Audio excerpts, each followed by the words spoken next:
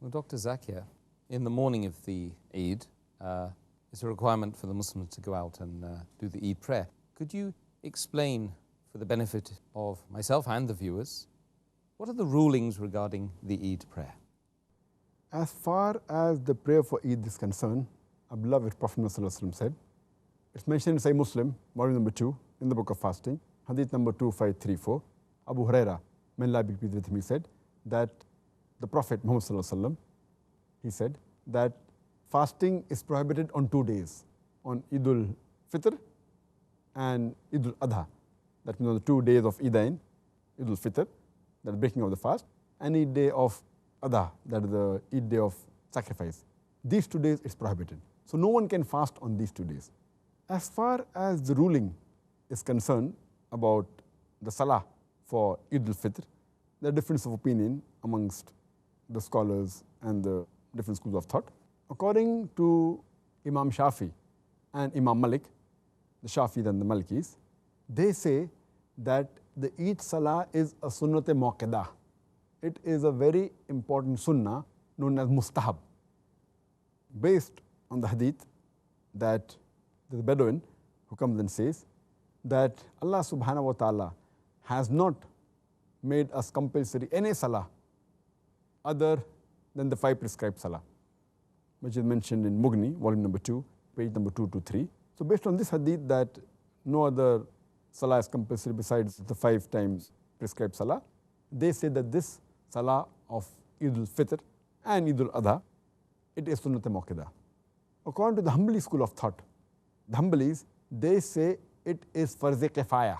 That means it's a farz, as long as some people from the community do it, it's enough. It's not farz on every individual, farz-e kifaya. And the third ruling, that is according to Imam Abu Hanifa, may Allah have mercy on him, he said that it is farz, it is wajib. And this view is also of Shaykh Ibn Taymiyyah, that praying Eid al-Fitr Salah and Eid al-Adha Salah, it is farz. And the ruling is based on the verse of the Quran of Surah Kawthar, chapter number 108, verse number 2, which says, Inna a'tainaka al-Kawthar, fasalli li rabbika wanhar. Fasalli li rabbika wanhar means, and turn to thy Lord in prayer and sacrifice. So it indicates that you have to offer the Eid Salah of Eid al-Adha and then sacrifice. So based on this verse, they say it is compulsory to offer the Eid Salah. And there are various other Sahih Hadith in which Prophet ﷺ has commanded the Muslims that they should offer Salah. Not only to the general Muslims, even to the women who are menstruating, he said, go for Eid Salah, even if you don't have to offer Salah.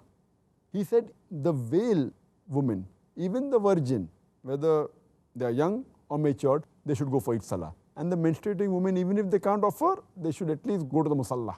It's mentioned in Sahih Bukhari, volume number 1, in the book of Salah, hadith number 351, as well as hadith number 324, and various other hadiths.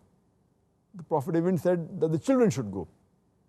And based on this hadith, Imam Abu Hanifa, may Allah have mercy on him, and Shaykh Ibn Taymiyyah, may Allah have mercy on him too, they said that offering Eid Salah is farz. There is one more hadith in Sunan Abu Dawud, volume number 1, in the book of Salah, hadith number 1068, where the beloved Prophet ﷺ said that we have 2 Eids together, that is Eid al-Fitr and the Jummah Salah. Even Jummah is supposed to be a weekly Eid. So he says that after offering the Eid al-Fitr Salah, he says that those who do not want to offer Jummah Salah may not do it if they don't want to. But we will offer Jummah Salah, indicating that because you offered Eid al-Fitr, Jummah Salah, which is more important than the 5 prescribed Salah, here Prophet said, if you offer Eid al-Fitr in congregation, Jummah Salah may not be offered that day. But naturally they have to offer the normal Dhuhr Salah. So this surely indicates that Eid al-Fitr is a farz Salah. And I agree with the view of Imam Abu Hanifa, may Allah have mercy on him, as well as Shaykh Ibn Taymiyyah, may Allah have mercy on him too. Ameen, inshallah. And of course, it's such a wonderful opportunity for the Muslims to gather and, feel good about themselves. And we need lots of opportunities to feel good about ourselves right now, inshallah.